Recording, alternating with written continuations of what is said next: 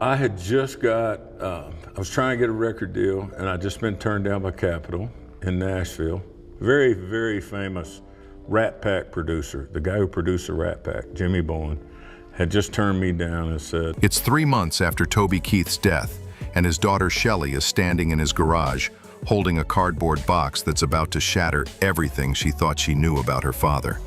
The box is unmarked, tucked behind his vintage car collection, and when she opens it, she finds something that makes her call her brothers immediately. "You need to get over here right now," she tells them, her voice shaking. "Dad wasn't who we thought he was." Now, you have to understand something about Toby Keith. This was a man who built his entire career on being exactly what you saw. The red, white, and blue cowboy.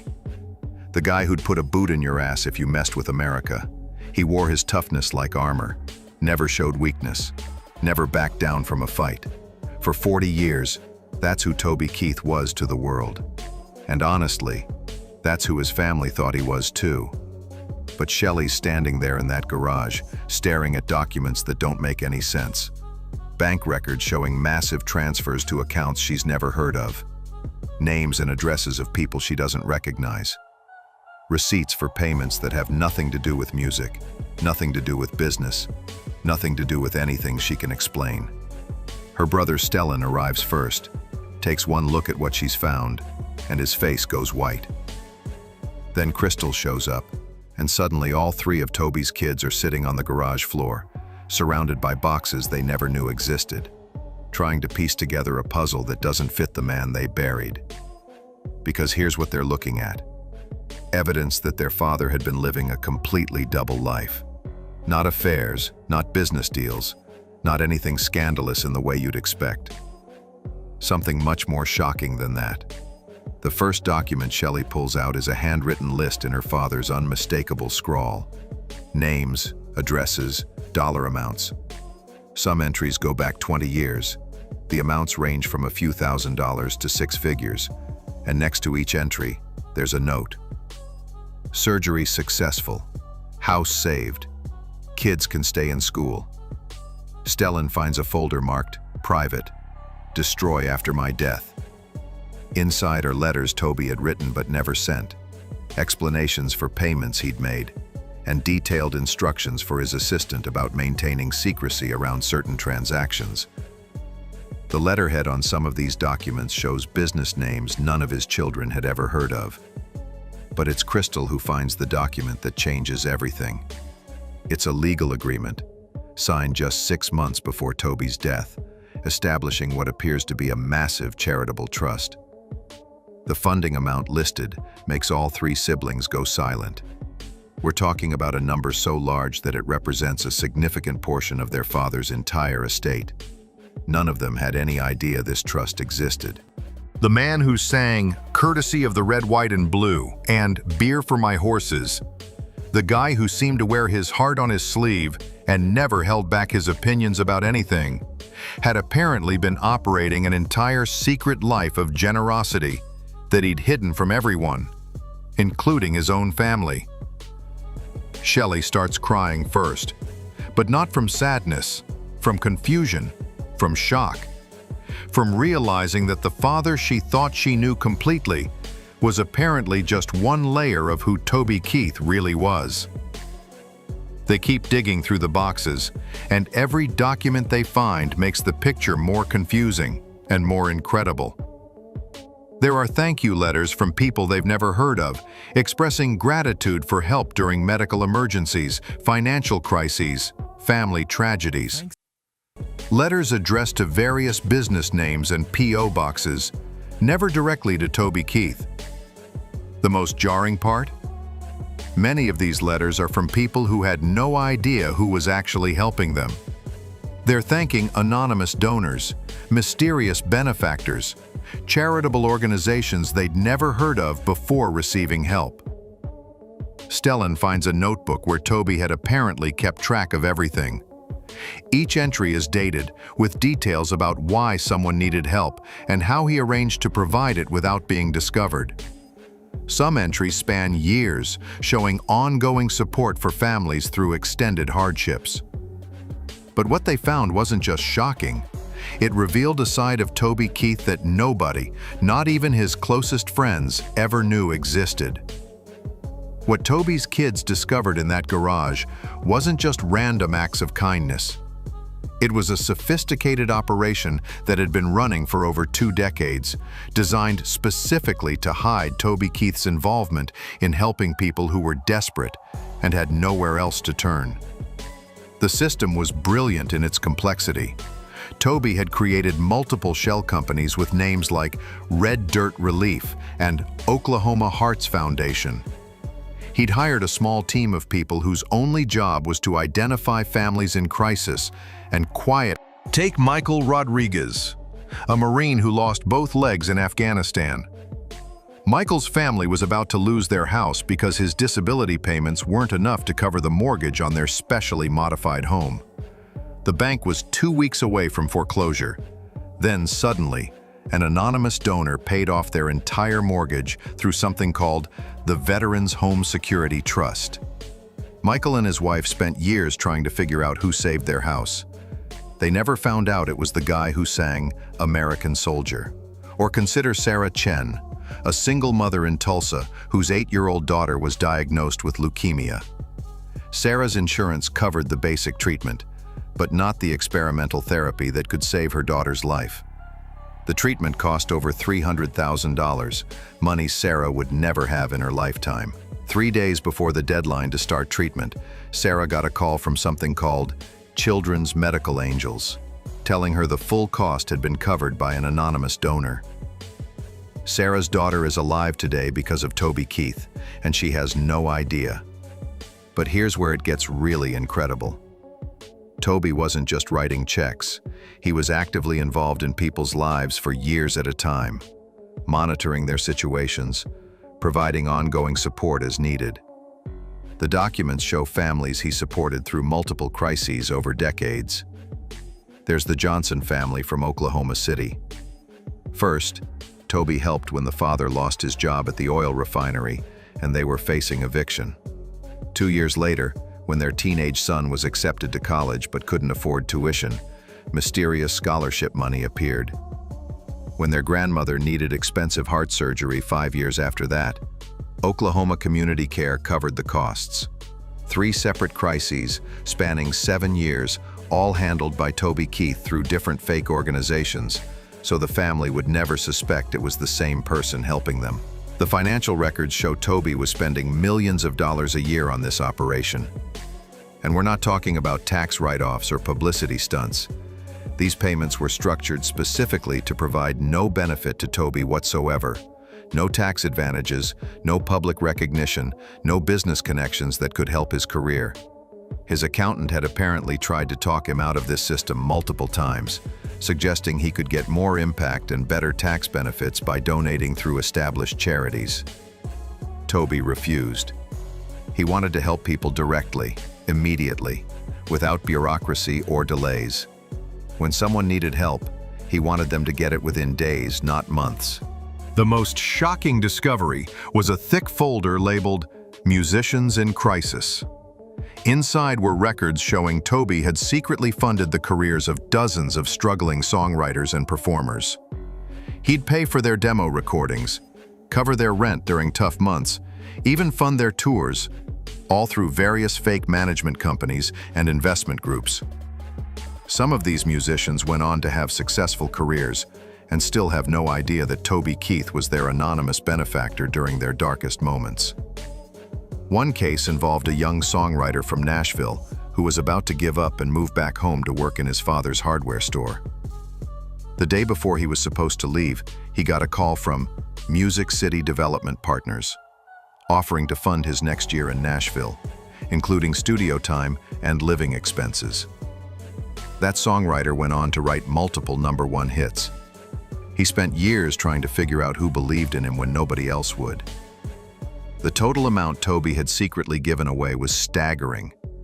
According to the documents his children found, he'd quietly donated over $40 million across 23 years, helping hundreds of families through their worst moments. But this wasn't even the most shocking part of what his family discovered. Deep in the final box, Shelley finds something that makes her sit down hard on the concrete floor. It's a stack of handwritten letters, each one sealed in an envelope with a name written in her father's handwriting. The first envelope simply says, "To my dad," in Toby's unmistakable scrawl. Inside is a letter Toby wrote to his father, who had died years earlier. But this isn't a memorial tribute or a nostalgic remembrance. It's Toby explaining himself, defending choices his father never understood, apologizing for arguments they'd had about money and success and what it means to be a man.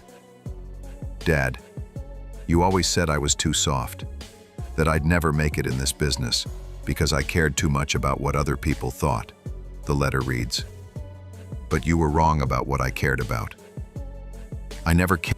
There's a letter addressed to the critics that Toby apparently wrote during one of his most controversial periods, when he was being attacked for his political views and his aggressive patriotic songs.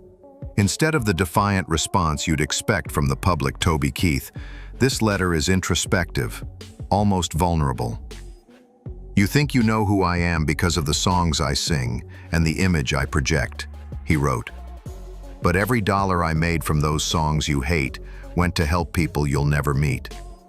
Every time you called me a warmonger, I was paying for a veteran's medical bills. Every time you said I was just pandering for money, I was giving that money away to families in crisis. I built this tough guy image because it sold records, and I needed those records to sell so I could afford to help more people." But the letter that breaks Shelley's heart is addressed to my fellow cancer patients. Toby had written it during his own battle with stomach cancer, and it reveals how isolated he felt, how much he wanted to connect with others going through the same struggle, but how his celebrity status made that impossible. "I wanted to sit in those support group circles and just be another scared guy facing the unknown," he wrote. "But I couldn't, because I wasn't just another guy. I was Toby Keith, and that meant everyone treated me differently, like I was somehow stronger or braver than the rest of you. The truth is, I was just as terrified as anyone else. Maybe more, because I had to pretend I wasn't." Then Crystal finds the folder that changes everything they thought they knew about their father's final years. It's labeled "The Foundation, Launch After Death," and contains detailed plans for something called the Anonymous Angels Foundation. The documents show that Toby had been planning to reveal his secret charitable work after his death, but not in the way you'd expect. Instead of taking credit for what he'd already done, he wanted to create a foundation that would formalize his approach to anonymous giving. The foundation would be funded by... But here's the part that stunned his children the most. Toby had been secretly collaborating with other celebrities on charitable efforts for years. The documents show a network of musicians, actors, and athletes who had been quietly coordinating to help people, sharing information about families in need, and pooling resources for larger emergencies. Names that would shock you, working together behind the scenes while maintaining completely different public images. The final item in the folder is a thick envelope marked, "For my children, open only after you found everything else."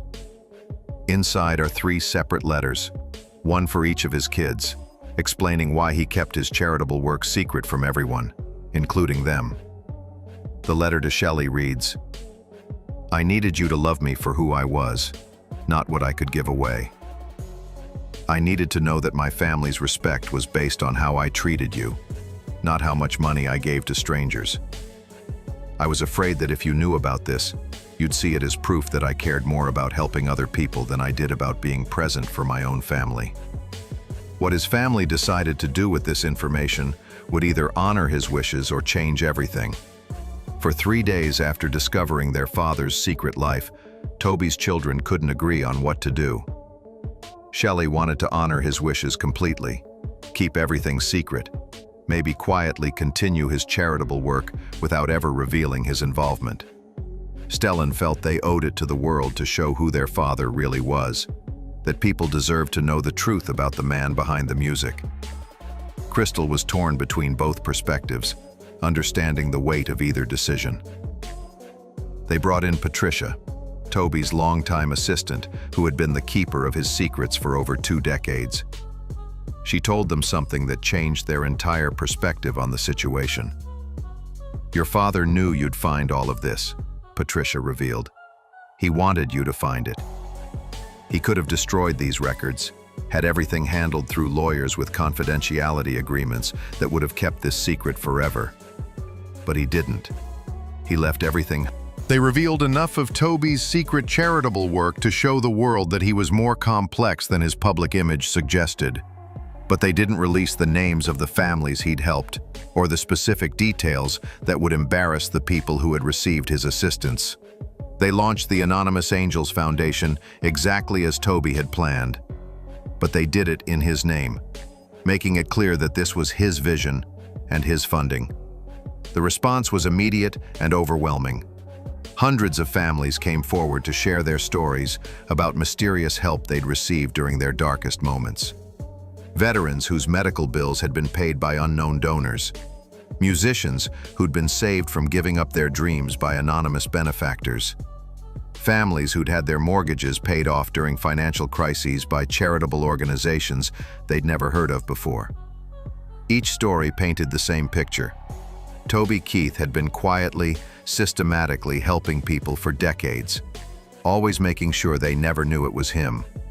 But the revelation that completely reframed everything happened 3 weeks after they made their decision public. A package arrived at Shelley's house with no return address, containing a letter from a nurse who had worked at the children's cancer ward where Toby had received his own treatment. The letter explained that during Toby's chemotherapy sessions, when he was at his weakest and most vulnerable, he would ask about other patients who we were struggling financially with our treatment costs. The nurse initially thought he was just making conversation to distract himself from his own situation. But then she started noticing that families who had been facing impossible medical bills were suddenly getting help from anonymous donors within days of Toby asking about them. Mr. Keith was using his own cancer treatment as an opportunity to identify more people he could help, the nurse wrote. Even while he was fighting for his own life, he was worried about other families who couldn't afford to fight for theirs. "I've worked in cancer treatment for 30 years, and I've never seen anything like it." This final revelation showed that Toby's secret charitable work wasn't just something he did. Sometimes the people who seem the toughest on the outside are carrying the biggest hearts on the inside. If Toby's story moved you, hit that like button and subscribe for more incredible, untold stories about the hidden lives of the people we think we know. What other celebrities do you think might be living secret lives of generosity? Let me know in the comments.